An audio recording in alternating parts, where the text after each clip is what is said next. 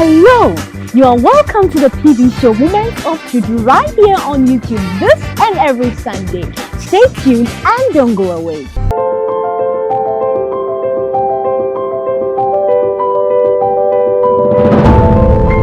Please, men, learn to smile in the home. Sometimes a little peck. Sometimes when she's in the kitchen cooking, you may not do anything there. I mean, as in carry something or cut, but just sitting or standing there, chatting her while she's cooking, just by that side, that one alone, look, she'll fall for you, sir. The fact that I give money doesn't mean that money is not the only way by which you take care of people. The prayer she might be praying for you could be what is sustaining you to even be getting that money. The listening, she listens to you when you go and then you've gone through the stress of the day. That is what has proven. That's why you have not gone mad. If not, probably she was not listening. The stress of Accra and the various places we stay could have made you gone mental. Listen to them, compliment them when they go and do their hair. Don't just pass by. It's as if you haven't seen. I did one, and the eye that look at me.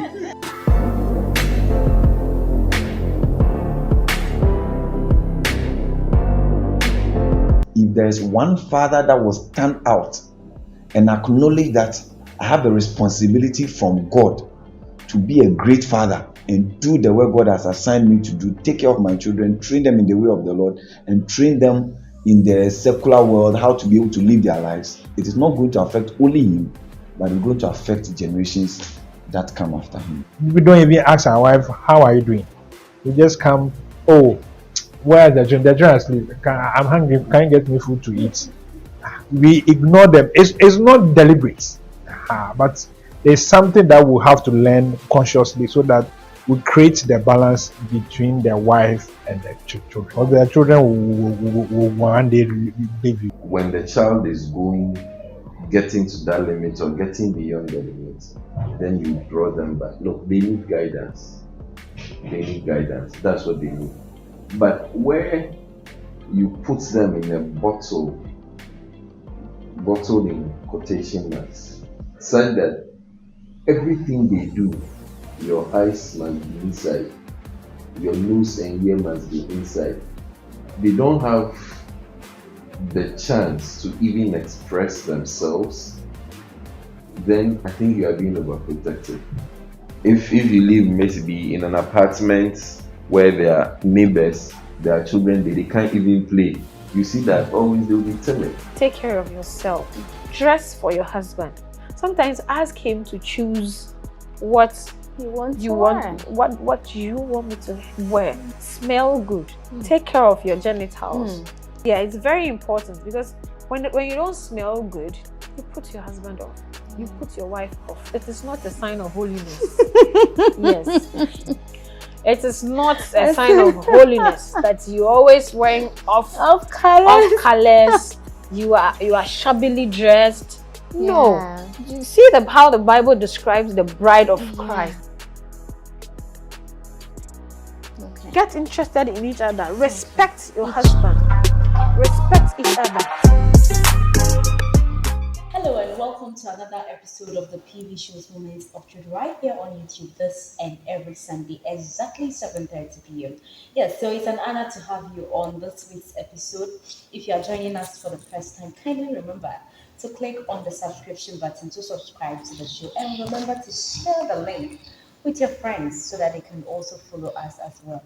Yes, so on this week's episode, we have a wonderful woman with us. And we realize there is an important topic that we need to treat as a women. Today on the PV show, we want to tackle these issues, and we are privileged to be with a wonderful woman. You're welcome to the show. Thank you very much. Okay, so you give us a little introduction about yourself. Okay, my name is Patricia Papo. Okay. I'm married to Mr. Isaac Akwe Papo. Okay. I have 4 kids. A lot of adopted children. Wow. Yeah. Okay. And your profession, probably? Oh, I do my own business. Okay. Yeah, I'm a business. It's 3BG company, 3BG Enterprise. Wow. Probably next time we'll come and find out what 3GB Enterprise. 3BG. That means 3 boys and a girl. Oh wow. Yeah. 3BG Enterprise. Yes, please. Wow. I'm sure it took you a very long time to get that name. Yes, I gave birth to 3 boys Okay. and 1 girl. Okay. So I decided to make it 3BG. That means 3 boys and a girl. Wow. Yeah. It's great to have you on the show. Thank you very much. Okay, so today we want to talk about a very important topic. With the young people, first of all, how many years have you been married? 17 good years. Wow, 17 good years. That's a very long journey. And I realize that with the young people coming up, there are a lot of issues when it comes to marriage. There are a lot of challenges, how to handle your husband, how to cope with, the man kind of attitude, and how to manage offenses at home. A lot of young women, a lot of us, let me put it that way, a lot of we, the young ladies coming up, find it very difficult in handling our men. So, first of all, we want to find out from you, how have you been able to manage offenses in your home over the past 17 years? Thank you very much. It hasn't been an easy journey, but before then, you ask yourself, what is marriage? Marriage is defined as a union between two matured people. If you're not mature, don't go in. If you're not prayerful, don't go in, because it's not easy. The man there is not an angel. You too are not an angel. There will be so many offenses, but you ask yourself, how will I manage it? You only need the grace of God to manage offenses at home. It's not easy. So if you're not ready, you don't go into it. Yeah. What has been one of the most difficult things in the marriage when it comes to offenses with your husband that it was so difficult when you managed through it? This is a tough one. Or you don't remember any? You see, there are a lot. He's from another background, most from another background. And the background coming from, I have brothers who pampers me. I have my brothers, they pamper me. But my husband is not somebody that will pamper you. Oh, wow. Hardly will you see him pampering you. If he's pampering you, then you should thank your sky that he's pampering you. Wow. So you have to study him and know the type of man he is. Okay. Especially if he's busy and you want his attention, that one day, just forget get about it. it. Wow. Yes. And we women, we want attention. If you don't get attention, you think your husband don't love you. He's like this. Maybe he's seen another woman. That's why he's not paying attention. That's not it. My husband is another person altogether. He's from a gang background, and I'm an Ewe. So you see, there's a vast difference. But we are able to cope. It doesn't be easy. We are able to cope up to the past 17 years. We are together. Not that there's no offense, there's a lot of offense. Some coming from me, some coming from him. That underlying factor is we have God, we have Christ. And with prayers, we are able to conquer our offenses.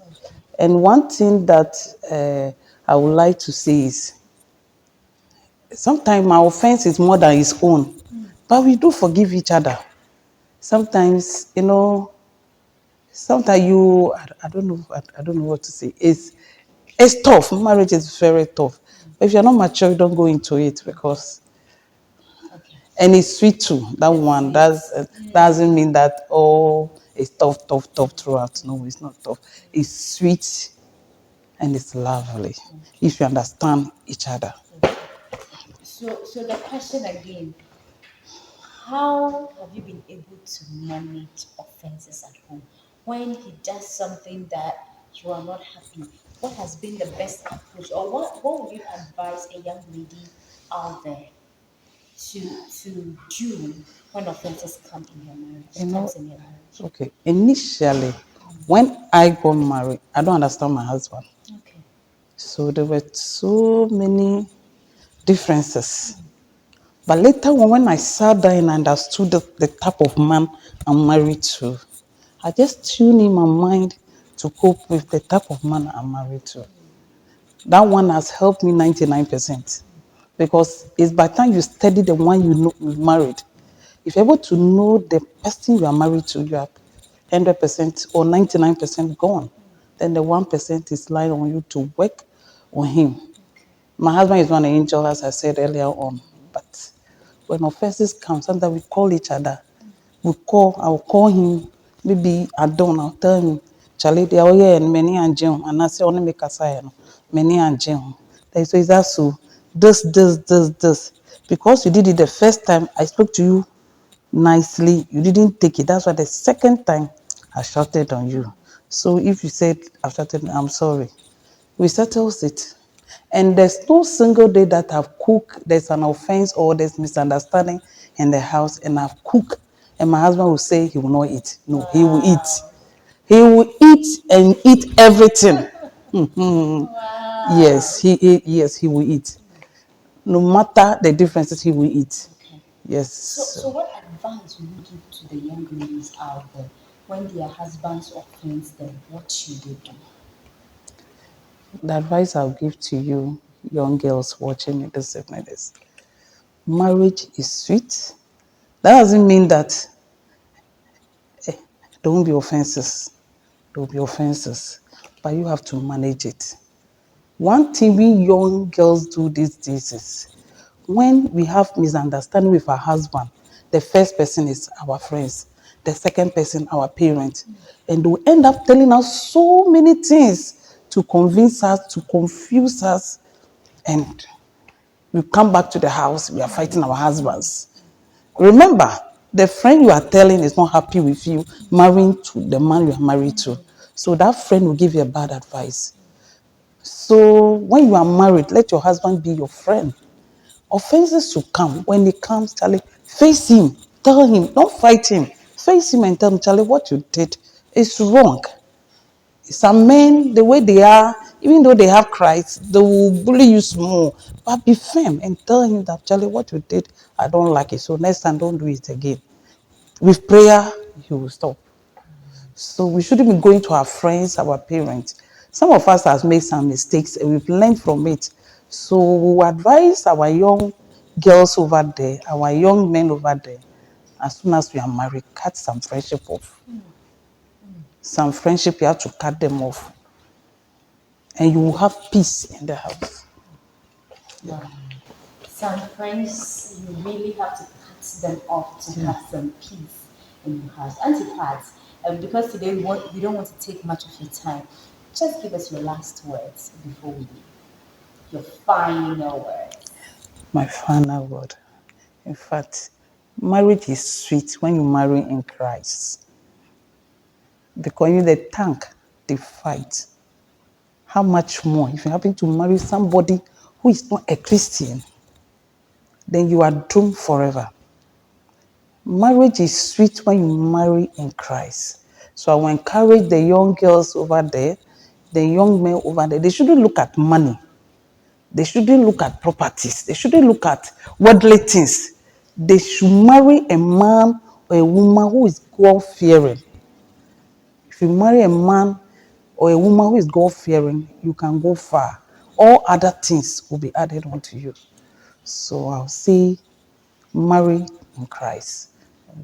Thank you so much. Thank you. God bless you. Thank you. All right, thank you so much for joining us on this week's episode of the PV Show. As you know, today we kept it simple and short. Thank you for joining us. Marriage is sweet when it's coming from God. And marriage is sweet when you act as a matured person, or when you behave maturely. Marriage will be very sweet for you. She has been married for the past 17 years, and she can attest to it that she's enjoying her marriage. When offenses come, try as much as possible to settle the matter in your bedroom and don't take it out. Thank you for joining us. We'll be back sometime next week. Until then, please don't forget to subscribe to the video.